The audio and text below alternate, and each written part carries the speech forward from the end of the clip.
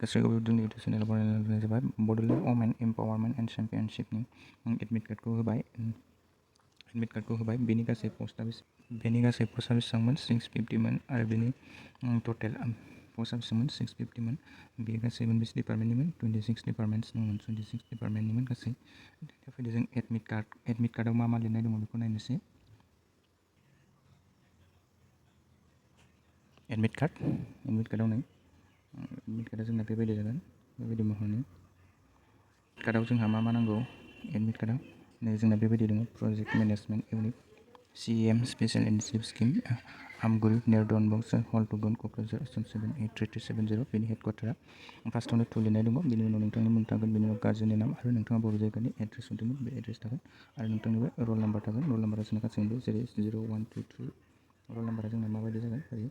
0123 बेबायदि आरोना बेबायदि थानो हागौ रल नाम्बारा आरो बेनि उनाव पस्ट नेम लिरनाय दंखायो बड'लेण्ड वमेन एम्पावारमेन्ट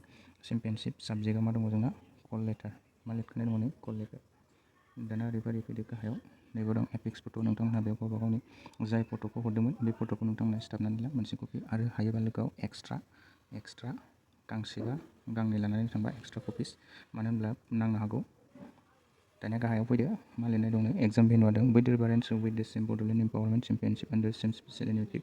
मा जागोन रिटेन एग्जामिनेसन बार schedule in the bill' venue जायगाया जोंनानो बेनो साइन्स कलेज क'क्राझार बेबायदिनो क'क्राझार टाउननि गोबां कलेज दङ गभर्नमेन्ट कलेज दङ बेफोराव जागोन गावबा गावनि सेन्टाराव बेनि उनाव डेटआ दङ जोंना 11 जुलाइ 2025 आरो टाइमा जादों 11 AM to 1 PM आरो बेनि जोंहा रिपर्टिं टाइम होनाय गैया बेवहाय रिपर्टिं टाइम होनाय गैयिनि थाखाय बिथांमोना मा होदों इउ हियार बाय इन्सट्राक्टेड बोथ द PAN before the 30 minute of the start examination as mention above not yet they will be admissible for the purpose माने 30 मिनिटनि सिगां नोंथांखौ सहैथारनो थिनो एग्जामनि सेन्टाराव नोंथांमोना हायोब्ला एग्जाम सेन्टाराव खमावबो 1 आवार्सनि सिगां थांनानै थाहै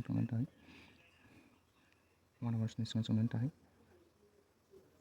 बेनि उनाव मा लिरनाय दङ You are requested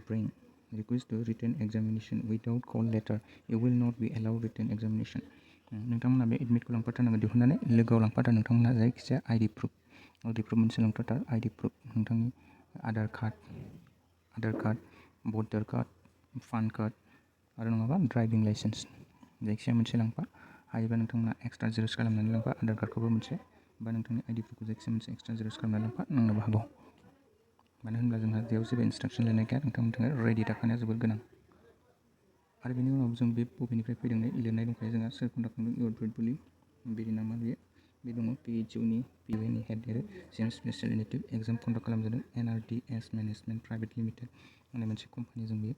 मादों एग्जामाव कन्डाक्ट खालामजादों